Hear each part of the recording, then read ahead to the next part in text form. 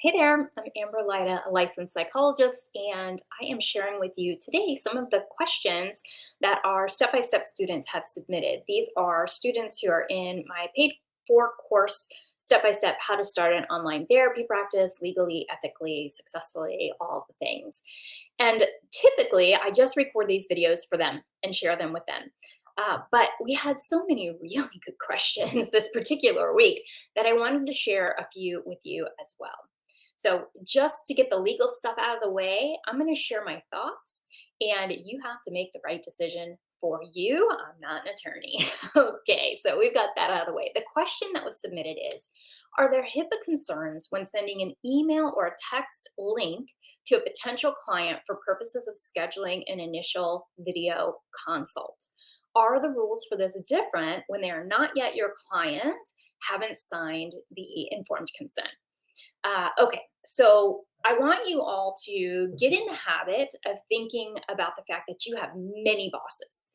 There are many, many sets of bosses and rules under those bosses that we are trying to abide by. And these are almost invariably in place for the protection of our client when it comes to our professional code of ethics, one of our bosses, our state legal and like state statutes and regulations, and also HIPAA, if you're a covered entity or you're functioning as one, those are all about the protections of our clients. Now, you might have other bosses as well. One of them may be, let's say that you're working for a group practice. You have a contract with that group practice, which is going to include following their policies and procedures. If you're paneled with an insurance company, then they're one of your bosses. You have a contract with them to follow their rules, etc. So the other rules that I want you to be thinking about here are your own really good judgments, your clinical judgment, your moral judgments. So I want you to kind of hold in your mind that you'll need to put on and take off each of these hats for each boss and think about the question.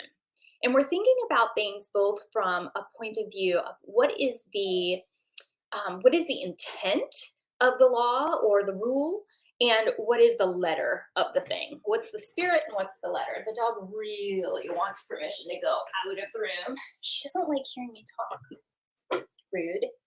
So, in this particular case, I want to start by taking HIPAA off the table for just a moment, and let's think about your professional code of ethics boss here.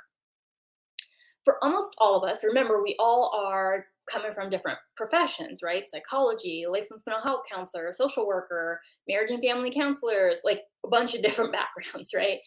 And each of those has a different code of ethics. Most of our codes of ethics talk about protecting the client's confidentiality, anonymity, privacy once they become a therapy client. So the first session, and you'll need to have filled out the informed consent. The client needs to have signed the contract, the informed consent with you. And from that point forward, you got to be really, really careful to protect them, right? According to our code of ethics and our good judgment and morality and all the things, right?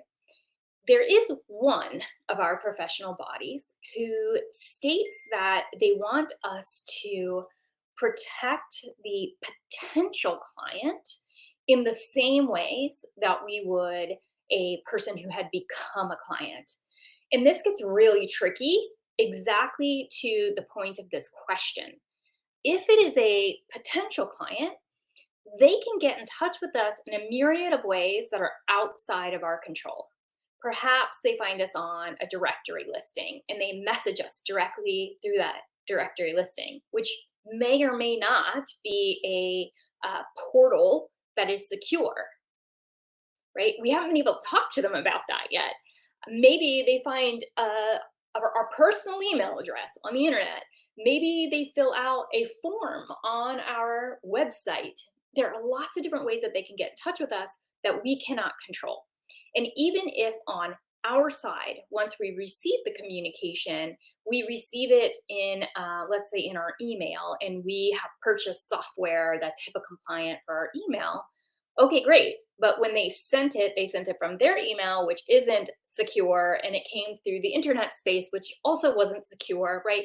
So there's some, remember that these ethics are often aspirational, and we're doing the best we possibly can.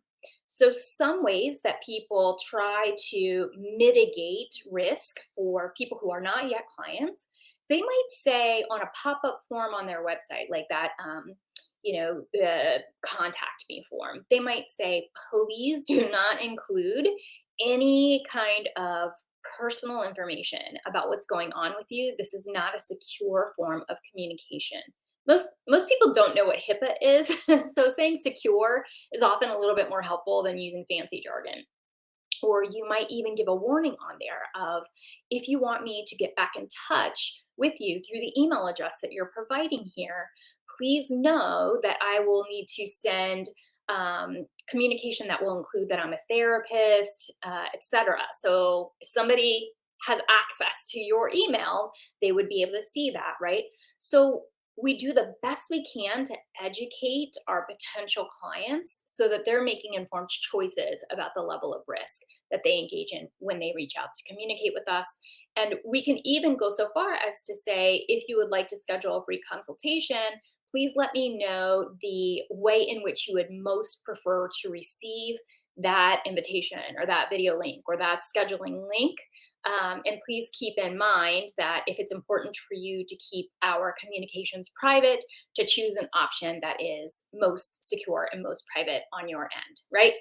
So I feel like that's taking as many steps as we can take to protect them in terms of our ethics.